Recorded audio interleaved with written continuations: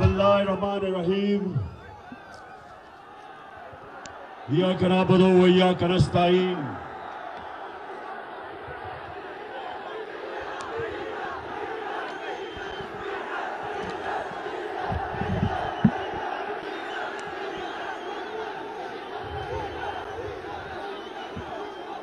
कल 4 साल पहले मैंने यही जलसा किया और जब मैंने जलसा किया, मैंने जब करक के नौजवानों का जज्बा और जुनून देखा तो मुझे पूरा एतमाद था कि हमारा जो ये नौजवान शायद खटक के इलेक्शन जीत जाएगा। करक, आज मैं आपके पास एक बड़ी वजह से आया हूं। ना करो ये। एक वजह से आया हूं कि हमारे मुल्क में एक बैरूनी साजिश के तहत पाकिस्तान के बड़े बड़े डाकुओं को हमारे ऊपर मुसल्लत किया गया है। और करक, आप वो इलाका है, आप वो लोग हैं जो सबसे ज्यादा ला इलाहा इल्लल्लाह का मतलब समझते हो कि ये दावा कि अल्लाह तेरे सिवा हम किसी के सामने नहीं झुकते, ये हमारा दावा है। तो जब ये चोरों को एक बैरूनी साजिश के तहत हमारी कौम के ऊपर मुसल्लत किया गया, तो हम सबका फर्ज बन जाता है कि हम अपनी हकीकी आजादी की जहाद लड़ें, क्योंकि गुलाम की परवाज नहीं होती। सिर्फ आजाद इंसान ऊपर जाते हैं, आजाद मुल्क तरक्की करते हैं, गुलाम सिर्फ अच्छे गुलाम बनते हैं। तो जो ये साजिश थी, इसका क्या मतलब था? इसका मकसद ये था कि इनको पुतलों को ऊपर बिठाया जाए, जिनकी दौलत मुल्क से बाहर पड़ी है, जिनके बड़े बड़े महलात मुल्क से बाहर हैं, जिनके बैंक अकाउंट मुल्क से बाहर हैं, जिनकी बड़ी बड़ी प्रॉपर्टीज और महलात मुल्क से बाहर हैं। सारा मकसद यह है कि इस तरह के चोरों को कंट्रोल किया जाता है। जिन लोगों ने बाहर से साजिश करके आपके ऊपर मुसल्लत किया, उनको पता है कि ये उनके सारे हुक्म मानेंगे, वो ये बाहर से कंट्रोल होंगे। और करक ये ना भूलें कि यही जरदारी और नवाज शरीफ 10 साल जब ये पावर में थे, 2008 से लेके 18 तक, तो 400 ड्रोन अटैक हुए हमारे मुल्क पे, कबायली इलाके जो यहां से दूर नहीं है। 400 ड्रोन अटैक हुए इन दोनों के, जब ये दोनों हुक्मरानी कर रहे थे। कोई दुनिया में मिसाल नहीं, कोई दुनिया में मिसाल नहीं कि एक मुल्क की आप जंग लड़ रहे हैं, उनके लिए जंग लड़ रहे हैं, उनके लिए उनकी जंग में हम शामिल हैं, और वो ही हमारे मुल्क के ऊपर 400 ड्रोन अटैक करें और मुल्क के हुक्मरान चुप करके एक दफा उनकी मजम्मत ना करें, प्रोटेस्ट ना करें, एहतजाज ना करें, बल्कि उनके साथ मिलके इन्होंने हमारे मुल्क के ऊपर 400 ड्रोन अटैक करवाए, क्योंकि उनके गुलाम हैं, पैसे बाहर पड़े हैं इनके, और जिधर इनके पैसे पड़े हैं वो कंट्रोल करते हैं इनको। इसलिए ये साजिश के तहत इनको हमारे ऊपर मुसल्लत किया गया। और ये जो आए हैं इनका मकसद मुल्क की ना महंगाई कम करना था, ना मुल्क की तरक्की करवानी थी। इनका सिर्फ एक मकसद था, एक मकसद है। नौजवानों मुझे बताओ वो क्या है मकसद? क्या मकसद है?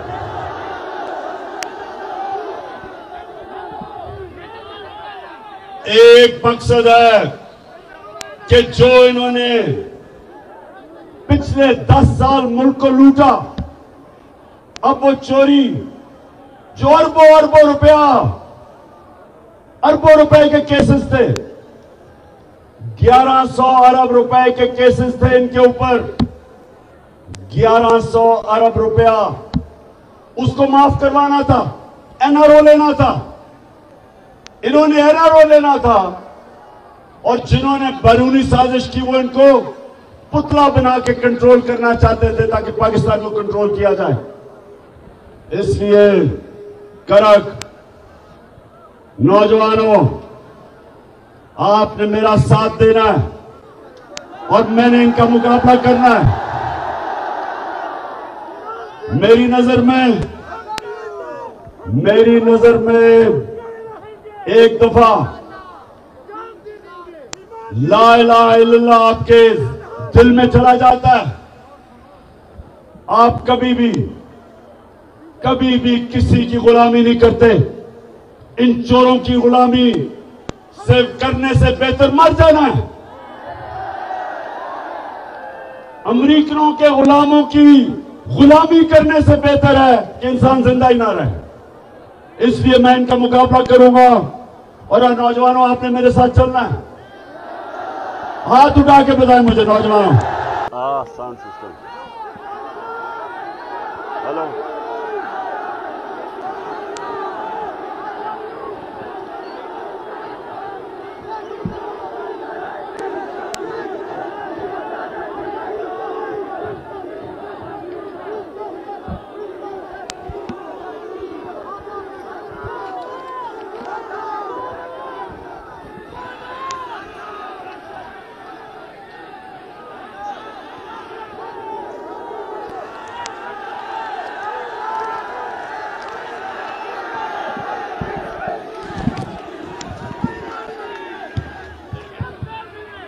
हाँ जी,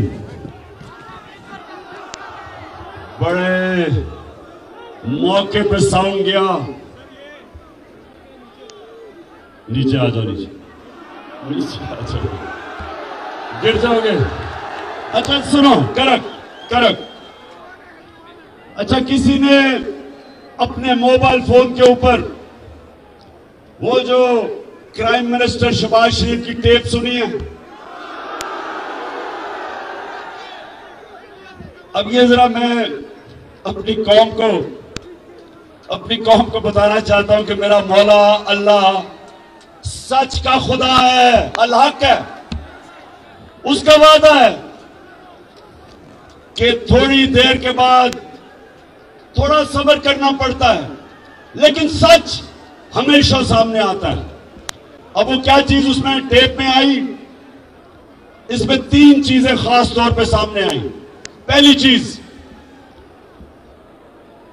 कि मरियम का दामाद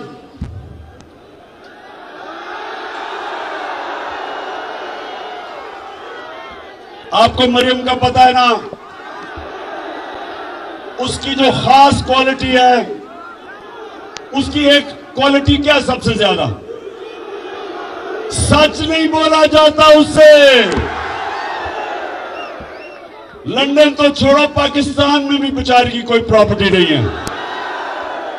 अब वो अपने दामाद के लिए, ये जरा गौर से सुने करक, अपने दामाद के लिए हिंदुस्तान से पावर प्लांट की मशीनरी पाकिस्तान इंपोर्ट करवा रही थी। आधी आ गई है, और आधी सिफारिश कर रही है कि वो आधी मशीन भी मेरे दामाद के पास ले आओ, क्योंकि उसके पास भी लंदन तो छोड़ो पाकिस्तान में भी बेचारे के पास कोई प्रॉपर्टी नहीं है। तो इससे दो चीजें सामने आती हैं, एक के नाजायज काम कर रही है, आते साथ ही इक्तदार के जरिए जात को फायदा करवाना, इसको करप्शन कहते हैं। नौजवानों, जब भी कोई भी इक्तदार में बैठ के अपने जात को फायदा करवाता है, इसको करप्शन कहते हैं। आप इक्तदार में आके अपनी जात को फायदा नहीं करवा सकते, आप अवाम का फायदा करवाते हैं, अपना नहीं करवाते। तो सबसे पहले तो अपने दामाद का फायदा करवाने के लिए हिंदुस्तान से मशीनरी इंपोर्ट कर रही है। इससे ज्यादा बड़ी चीज कि हमने हिंदुस्तान से तजारत बंद क्यों की थी, मेरी हुकूमत ने की थी। क्यों की थी? क्योंकि हिंदुस्तान ने इंटरनेशनल कानून तोड़ा, यूनाइटेड नेशन सिक्योरिटी काउंसिल की रेजोल्यूशन के खिलाफ जाते हुए कश्मीरियों का जो स्पेशल स्टेटस था, स्टेटहुड, 5 अगस्त 2019 को उन्होंने वो खत्म कर दिया। उन्होंने कश्मीरियों का जो हक था कि वो अपनी जिंदगी का फैसला करें, रेफरेंडम या प्लेबिसाइट के जरिए, ये यूनाइटेड नेशंस सिक्योरिटी काउंसिल ने कश्मीर के लोगों को हक दिया था। ये इंटरनेशनल कम्युनिटी ने कश्मीर के लोगों को हक दिया था कि वो फैसला करें कि वो हिंदुस्तान के साथ रहना चाहते हैं या पाकिस्तान के साथ। तो 2019 5 अगस्त को हिंदुस्तान ने यूनाइटेड नेशंस की सिक्योरिटी काउंसिल की रेजोल्यूशन की खिलाफ वर्जी की और उनका स्टेटहुड ले लिया। तब हमने तजारत बंद की, इसलिए हमने बंद की। अब ये हुकूमत, इंपोर्टेड हुकूमत, अब ये आके कोशिश कर रही है वो तजारत खोलने की, और अभी खुली नहीं है। लेकिन मरियम का दामाद गैर कानूनी तौर पे मशीन हिंदुस्तान से ले रहा। तो सबसे पहले तो ये समझ जाओ, मेरे पाकिस्तानियों समझ जाओ कि इनके लिए इनका खुदा सिर्फ पैसा है, ये ला इलाहा इल्लल्लाह नहीं है। इनके लिए पैसा खुदा है। पैसे के लिए कश्मीरियों का भी उनकी कुर्बानियों को ये नजरअंदाज कर सकते हैं। उनकी लाख कश्मीरी शहीद हो चुके पिछले 30 साल में, लेकिन इनको नहीं परवाह, क्योंकि इनको सिर्फ पैसा नजर आता है। दूसरी चीज वाज़ेह हो जाए कि इक्तदार में सिर्फ पैसा बनाने आते हैं। जब भी ये इक्तदार में आए, मुल्क के कर्जे बढ़ गए और इनकी दौलत बढ़ गई, मुल्क मकरूज हो गया, ये और इनका सारा खानदान अरबोपति बन गया। और तीसरी चीज से यह भी पता चलती कि यहां चले एक आदमी करप्शन कर, नवाज शरीफ ने बड़ा पैसा बनाया, लेकिन मुसीबत यह है कि इनका इतना बड़ा टब्बर है, वो सारे पैसे बनाने पे लगे हुए हैं। बेटे पैसे बनाने के लिए, दोनों बेटे नवाज शरीफ के आज लंदन में बैठे हैं और कहते हैं हम पाकिस्तान के शहरी नहीं हैं, हम तो बरतानिया के शहरी हैं। तो करे कि क्यों कहते हैं? बताइए क्यों कहते हैं? बाशऊर करे के लोगों बताओ, ये क्यों कहते हैं हम पाकिस्तान के शहरी नहीं हैं?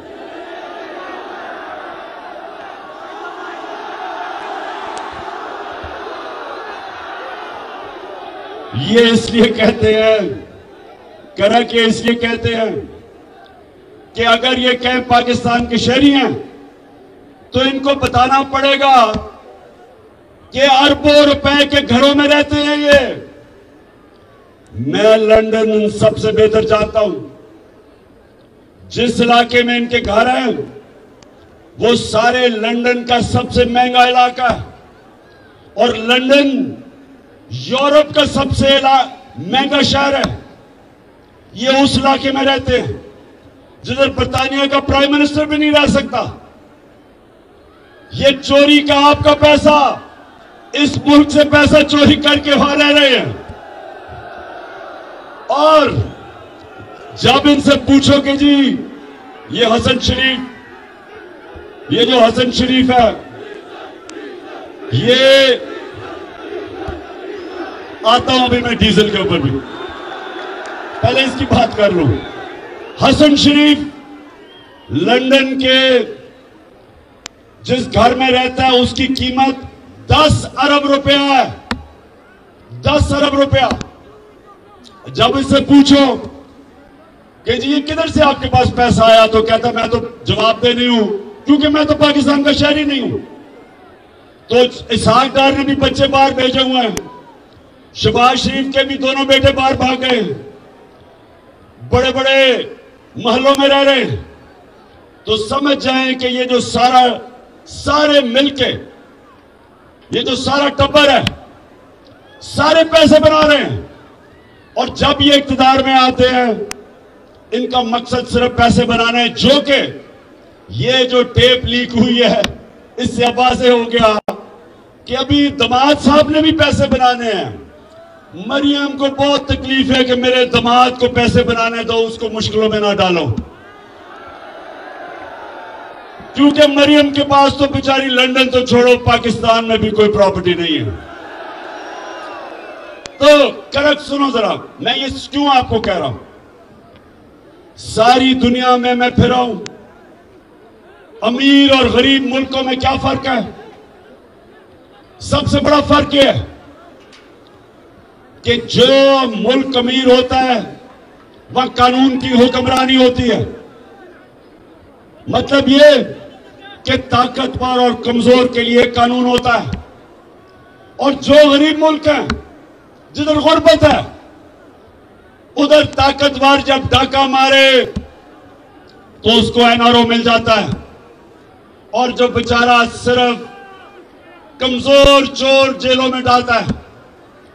मैंने जब जनरल मुशर्रफ के दौर में जेल में टाइम गुजारा आजाद अदलिया के लिए, तो पाकिस्तानियों ये याद रखो वहां कोई अमीर डाकू नहीं मुझे नजर आया, सिर्फ गरीब लोग नजर आए। लेकिन जब मैं पाकिस्तान की नेशनल असेंबली में गया बड़े बड़े डाकू नजर आए वहां। हमारा मुल्क का सबसे बड़ा मसला क्या है कि हम बड़े डाकुओं को नहीं पकड़ सकते। और कड़क मेरे नबी सल्लल्लाहु अलैहि वसल्लम ने कहा था, कड़क गौर से सुनो, दुनिया का सबसे अजीम इंसान, लीडर, अल्लाह का आखिरी पैगंबर, उसने तब 1500 साल पहले कहा था कि तुम्हारे से पहले बड़ी कौमें तबाह हुई जिधर कमजोर के लिए, वो अगर कमजोर चोरी करे तो जेल में, लेकिन अगर बड़ा ताकतवर आदमी डाका मारे तो वो माशरा उसको पकड़ता नहीं था। यही हो रहा है हमारे साथ। ये सारे जो चोर बैरूनी साजिश के तहत ऊपर बैठ गए, ये आपके सामने, सबके सामने चैलेंज आ गया। अल्लाह ने हमें हुक्म दिया है कि जुल्म और नाइंसाफी के सामने खड़े हो। अल्लाह का हुक्म है। बस बस बस बस बस ओ ठीक ठीक है, ठीक। बस बस शुक्र, अल्लाह ने पाकिस्तानी कौम को चैलेंज फेंका, हमें चैलेंज फेंका उसने कि ये जो साजिश के तहत इस मुल्क के बड़े बड़े डाकुओं को, जिसमें से 60% कैबिनेट के अंदर जो लोग हैं वो जमानत पे हैं, करप्शन की जमानत पे हैं, जो टोटल केसेस ये माफ करवा रहे हैं। आए, आए,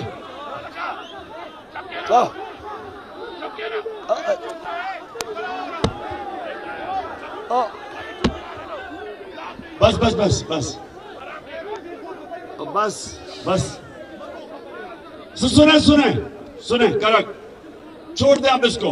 बड़ी पता नहीं फिर कब मेरी मुलाकात होती है आपसे। तो सुने जरा, 4 साल के बाद आया हूं आपके पास। करक, ये जो मैं हकीकी आजादी की तहरीक चला रहा हूं, मैं सारे पाकिस्तान जा रहा हूं और मेरी कोशिश है कि मेरी कौम इस फैसला कुन वक्त पे खड़ी हो।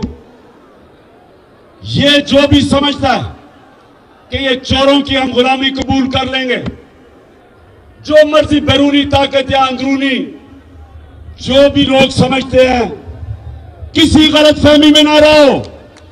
ये कौम फैसला कर बैठी है। मैं जिधर जिधर गया हूं, मेरी कौम आज तैयार है। मेरी कौम तैयार है निकलने के लिए। और मैंने अपनी कौम को, सारी कौम को बताया कि मेरी कॉल की इंतजार करो। कप्तान अब एक ऐसी प्लानिंग कर रहा है। 25 मई को हमने जब 25 मई को एक पुरअमन एहतजाज के लिए इस्लामाबाद निकले, तो इन्होंने हमारे ऊपर जुल्म किया और तशद्दुद किया। इन्होंने लोगों को जेलों में डाला, औरतें, बच्चे, फैमिलीज के ऊपर शेलिंग की। इन्होंने रात के 2-2 बजे तक, रात के अंधेरे में घरों के अंदर घुस गए पंजाब में। हमारे वर्कर्स को पकड़ के ले गए, ख्वातीन को, बच्चों को डराया। और जिस तरह की शेलिंग की इस्लामाबाद में और लिबर्टी चौक में, लाहौर में, इसकी कोई मिसाल नहीं मिलती कि फैमिलीज के ऊपर उन्होंने शेलिंग की। तो अब मैं तैयारी कर रहा हूं।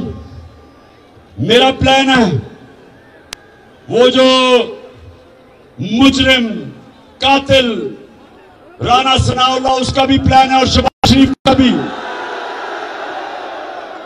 और मेरा भी प्लान है। और इंशाल्लाह आप ये देखेंगे कि ये जो अब हमारी वारदात होगी इस्लामाबाद पे, ये आखिरी होगी और फैसला कौन होगी। लेकिन मैं करक, मेरे नौजवानों जरा सुने, क्योंकि मेरी कौम गैरतमंद है, मेरे लोग तकड़े हैं, हमारी कौम ताकतवर है। हमारे लोग अल्लाह में मानने वाले हैं। हमारे वो लोग हैं, हर मुश्किल वक्त पे कौम खड़ी हो जाती है।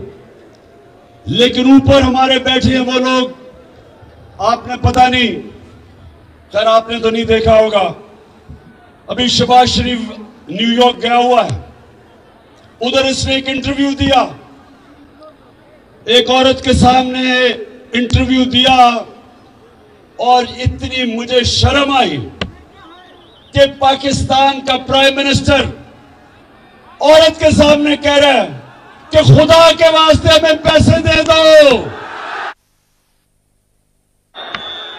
कि पाकिस्तान तबाह हो जाएगा अगर पैसे ना दिए। हम अपने कर्जों की किस्तें वापस नहीं कर सकेंगे।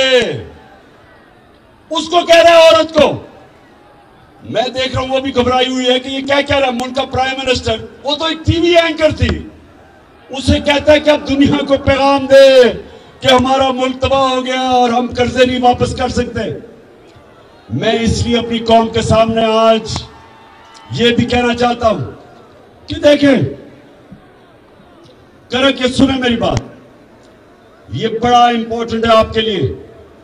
कभी भी कौम भीख मांग के कभी भी कौम भीख मांग के ऊपर नहीं आई। कभी भी कौम अपनी गैरत मिट्टी में मिला के ऊपर नहीं आई।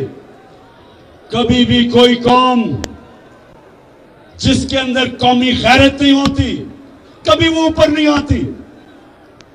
आज तक अगर हम कर्जे लेके और दुनिया के सामने भीख मांग के, एड लेके अगर हमें तरक्की करनी होती तो अब तक कर चुके होते। 40 साल से हम एड मांग के गुजारा कर रहे हैं। जब अफगान जहाद हुई तो जब पाकिस्तान ने उनकी मदद की या पाकिस्तान ने कहा कि हम जहाद में शिरकत करते हैं, तो ये याद रखें कि हमारे तब सरबराह ने पैसे मांगे कि हमें पैसे कितना में दोगे। जब 9/11 के बाद हम अमेरिका की जंग में शामिल हुए, फिर हमें सबसे ज्यादा यह था कि हमें कितनी इमदाद मिलेगी।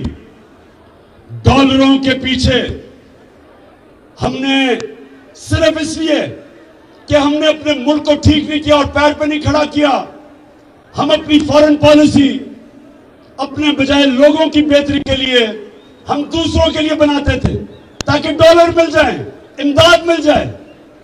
और अगर इसी पॉलिसी के तहत अगर मुल्क में खड़ा होना था तो अब तक खड़ा हो जाता। लेकिन बदकिस्मती कि आज पाकिस्तान का वजीर आजम अमेरिका में जाके हर जगह पैसे मांग रहा है कि जी खुदा के वास्ते पैसा दे दो। कहता 75 साल से आप हमारी मदद कर रहे हैं, मैं मांगने नहीं आया लेकिन मजबूरी है। आप इधर से निकल जाएं, कोई भी आपको मांगने वाला मिलेगा वो सारे कहेंगे कि जी मैं बड़ी मजबूरी है घर में इसलिए मैं मांगने आया हूं। तो मेरे घर के नौजवानों, मैं सिर्फ आपके लिए, नौजवानों के लिए खास तौर पे, कि देखिए कौम कैसे खड़ी होती है। खुददारी से कौम फैसला करती है कि हमने अपने जोर पे हम अपनी दौलत में इजाफा करेंगे और मुश्किल वक्त में खर्चे कम करेंगे। जिस तरह एक घर होता है, एक घर में मुश्किल वक्त आ जाता है, घर पे कर्जे चढ़ जाते हैं, तो वो घर क्या करता है, सारे घर के अफराद मेहनत करते हैं, मजदूरी करते हैं, सब पैसा इकट्ठा करते हैं, खर्चे कम करते हैं और फिर अपनी आमदनी बढ़ा के अपने पैर पे खड़े हो जाते हैं। लेकिन अगर एक घर के लोग बार बार जाके लोगों के सामने भीख मांगते रहे और अपने पैर पे ना खड़े हो, वो अपनी इज्जत भी गवा देते हैं, अपनी आजादी भी गवा देते हैं और अपनी गैरत भी गवा देते हैं। इसलिए जो पाकिस्तान हम चाहते हैं, यहां से तो कोई लौटा नहीं हुआ यहां। अच्छा, कौन लौटा हुआ था पख्तूनख्वा से?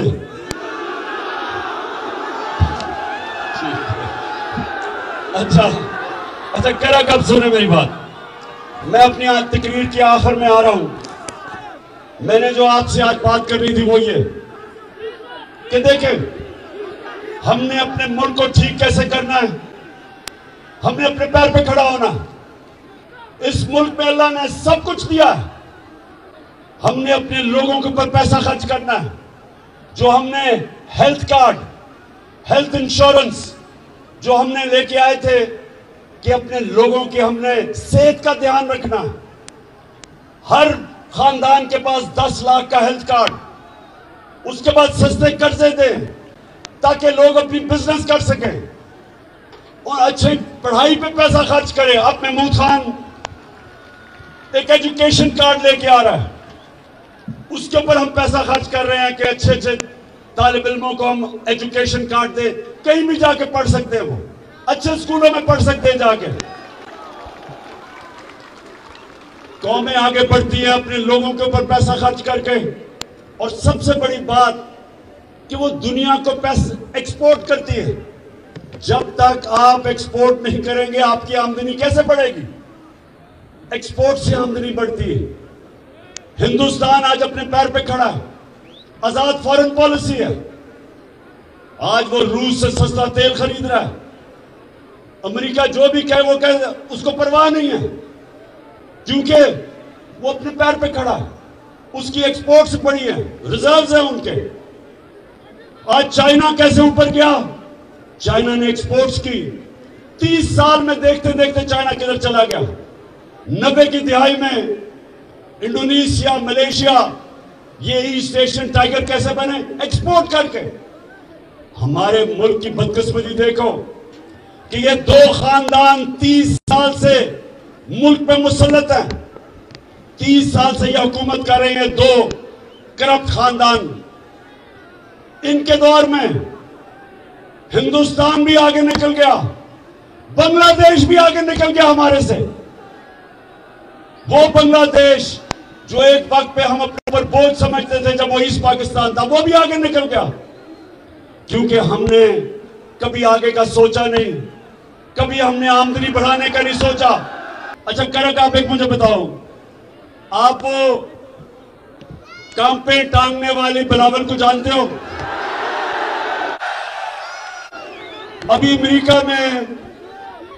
अमेरिका में वो इंटरव्यू दे रहा था, तो उनको कहता कि जो इमरान खान है वो तो अपना आर्मी चीफ भी बनाना चाहता है, अपना ISI चीफ भी बनाना चाहता है। बिलावल, तुमने अगर जिंदगी में 1 घंटा भी काम किया होता तो इससे ज्यादा अकल की बातें करते। 14 साल हो गए, उर्दू नहीं सीखी सही तरह। बिलावल, इमरान खान को ना अपना आर्मी चीफ चाहिए, ना ISI चीफ चाहिए, ना अपना चीफ जस्टिस चाहिए, ना नैब का हेड चाहिए, ना अपना IG चाहिए। इमरान खान को मेरिट पे ये लोग चाहिए, मेरिट चाहिए। लेकिन तुम्हारा प्रॉब्लम क्या? बिलावल, जो तुम्हारा बाप जरदारी, उसको मेरिट के मतलब ही नहीं पता। अगर उसको मेरिट का मतलब पता होता तो आज तुम्हारी जगह इत्तेजाज आसन को लगाया होता, जो एक मंझा हुआ सियासतदान है, पढ़ा लिखा पॉलिटिशियन। उसका और तुम्हारा क्या मुकाबला था? और अगर मेरिट होता तो तुम्हारा सारा टब्बर आज इक्तदार में ना होता, और अगर मेरिट होता तो ये शरीफ खानदान का इतना बड़ा टब्बर सारे इक्तदार में, सारे, अच्छा रिश्तेदार भी, वो भी इक्तदार में, इसहाक डार वो भी रिश्तेदार बन गया। अब ये भी रिश्तेदार है, मरियम का दामाद, जिसके लिए ये हिंदुस्तान से मशीनरी बुलाई जा रही है गैर कानूनी तौर पे। और दूसरी चीज, और मरियम क्या कहती कि ग्रिड स्टेशन बता दो मेरे वो दामाद की हाउसिंग सोसाइटी में। ग्रिड स्टेशन करक, ग्रिड स्टेशन का मतलब हर हाउसिंग सोसाइटी को अपना ग्रिड स्टेशन बनाना पड़ता है। ये कह रही है कि सरकारी तौर पे बना दो। सरकारी तौर का मतलब कि आपके टैक्स के पैसे से बना दो। और एक ग्रिड स्टेशन मैं तो नहीं जानता, कम से कम 70-80 करोड़ का तो आता होगा। 70-80 करोड़ का फायदा करवा दो मेरे दामाद को आपके पैसे से। तो इन दो खानदानों को तो मेरिट का मतलब ही नहीं पता। मेरिट, आज तक 10 साल पाकिस्तान का कप्तान रहा हूं, किसी टीम से पूछो कि मेरिट के ऊपर सिलेक्शन इमरान खान करता था या नहीं। शौकत खाना में पूछो, इंटरनेशनल स्टैंडर्ड का अस्पताल है, क्या मेरे कोई रिश्तेदार है वहां? नमल यूनिवर्सिटी देखो, मेरिट पे चलती है। आज तक कोई इदारा दुनिया में मेरिट के अलावा नहीं कामयाब होता। और ये दो खानदान, इनको मेरिट का मतलब नहीं पता। और इंशाअल्लाह हम सारे मिलकर इस मुल्क पे इलेक्शन की तरफ जाएंगे, और इन इलेक्शन के बाद हमेशा के लिए ये जो दो माफिया जरदारी माफिया और शरीफ माफिया इंशाअल्लाह हमेशा के लिए इनको पाकिस्तान की पॉलिटिक्स से इलेक्शन के बाद शिकस्त देंगे। अब मेरे नौजवानों,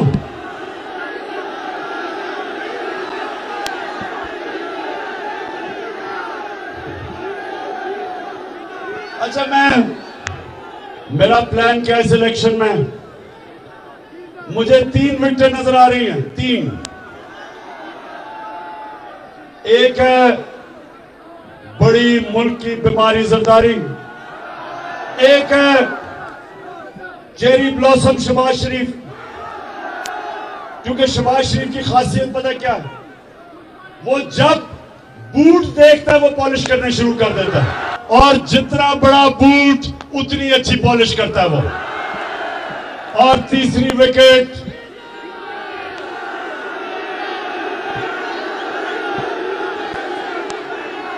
बड़ी देर से मैं देख रहा हूं इस तीसरी विकेट की तरफ भी, और ये बीच वाली विकेट है। और इंशाअल्लाह इसके लिए वो जो मैंने इन स्विंगिंग यॉर्कर तैयार किया हुआ है, देर करके स्विंग करेगा लेकिन बीच वाली विकेट इंशाअल्लाह लेके जाएगा। अब फजल रहमान ने किया क्या? आते साथ ही अपने बेटे को उस मिनिस्ट्री पे बिठाया है, NHA पे, जिधर सबसे ज्यादा पैसा बनता है। मैंने कहा फजल रहमान कम अज कम चलो कोई दीनी काम ही करके चले जाओ, कोई जो हमने इतनी मेहनत से रहमतुल आलमीन अथॉरिटी बनाई थी, हमने बड़े बड़े दानिशवर और स्कॉलर्स को बिठा के एक रहमतुल आलमीन अथॉरिटी बनाई थी। वो क्यों? क्योंकि मैं चाहता था कि मेरी कौम को मेरे नबी सल्लल्लाहु अलैहि वसल्लम की जिंदगी का पता हो, स्कूलों में बच्चे पढ़ें ताकि उनके कैरेक्टर उठे, ताकि वो मेरी नबी सल्लल्लाहु अलैहि वसल्लम की जिंदगी से सीखे, उनकी सीरत से। इसलिए हमने अथॉरिटी बनाई थी कि लोगों का कैरेक्टर हो। मुसलमान तो तब है जब वो नबी के रास्ते पे चलता है, और नबी का रास्ता वो है जो इंसान की अजमत का रास्ता है। जब आप नमाज पढ़ते हैं तो आप सिर्फ एक चीज अल्लाह से मांगते हैं, करेंगे एक चीज मांगते हो अल्लाह से कि अल्लाह उनके रास्ते पे लगा जिनको तूने नेमतें बख्शी हैं। तो सबसे ज्यादा नेमतें अल्लाह ने किसको बख्शी हैं? किसको बख्शी हैं? हमारे नबी सल्लल्लाहु अलैहि वसल्लम को। हम उनका रास्ता मांगते हैं, और इसलिए हमने ये अथॉरिटी बनाई थी ताकि मेरे बच्चों को, मेरे नौजवानों को पता चले कि दुनिया की तारीख का कितना बड़ा इनकलाब आया था मदीना में। दुनिया की तारीख का सबसे बड़ा इनकलाब आया था, जिधर वो इंसान जिनकी कोई हैसियत नहीं थी, मेरे नबी सल्लल्लाहु अलैहि वसल्लम ने उनको दुनिया के लीडर्स बना दिया, दुनिया की इमामत की उन्होंने। 2 सुपर पावर्स उनके सामने घुटने टेक गई। ये तारीख का हिस्सा है, और इसलिए अल्लाह हमें कहता है कि उनकी जिंदगी से सीखो। और इसलिए मैंने रहमतुल आलमीन अथॉरिटी बनाई ताकि स्कॉलर्स हमारे बच्चों का निसाब उसमें सीरत नबी सिखाएं, ताकि हमारे नौजवानों को पता हो कि वो इनकलाब क्या था, कैसे उन्होंने ज़ेन बदल दिए। फिक्री इनकलाब था कि इंसान बदल गए। जो मौलाना रूमी कहता है कि जब अल्लाह ने तुम्हें पर दिए, क्यों जमीन पर रींग रहे हो, क्यों चूंटियों की तरह रींग रहे हो? मेरे नबी सल्लल्लाहु अलैहि वसल्लम ने इंसानों को पर दे दिए, सब अजीम लोग बन गए, जो उनके इर्द गिर्द थे लीडर्स बन गए। और ये हुकूमत आके वो रहमतुल आलमीन अथॉरिटी बंद कर दी। इनको शर्म आनी चाहिए कि हम अपने लोगों की तरबियत करते हैं, कोशिश करते हैं कि उनके कैरेक्टर बड़े हों, अच्छे बुरे की तमीज समझे, अमर बिल मारूफ पे चलें। अल्लाह का हुक्म है कि अच्छाई का साथ हो और बुराई के खिलाफ जहाद लड़ो। और इसलिए इंशाअल्लाह जब वापस आएंगे हम ये रहमतुल्लिल आलमीन अथॉरिटी को फिर से खड़ा करेंगे और अपने नौजवानों की तरबियत करेंगे ताकि मेरी कौम दुनिया की इमामत करे। करक मैं आपके जज्बा और जुनून को आज सलाम करता हूं। माशाअल्लाह, इस दोपहर की गर्मी में जिस तरह आपने जिस शऊर से आपने मेरी बात सुनी, मैं अभी भी याद कर रहा हूं कि 4 साल पहले भी मैं आया था, तब भी मुझे एक बाशऊर करक के नौजवान नजर आए थे और आज भी मुझे नजर आए हैं। मैं आपका शुक्रिया अदा भी करता हूं, आपको सलाम करता हूं।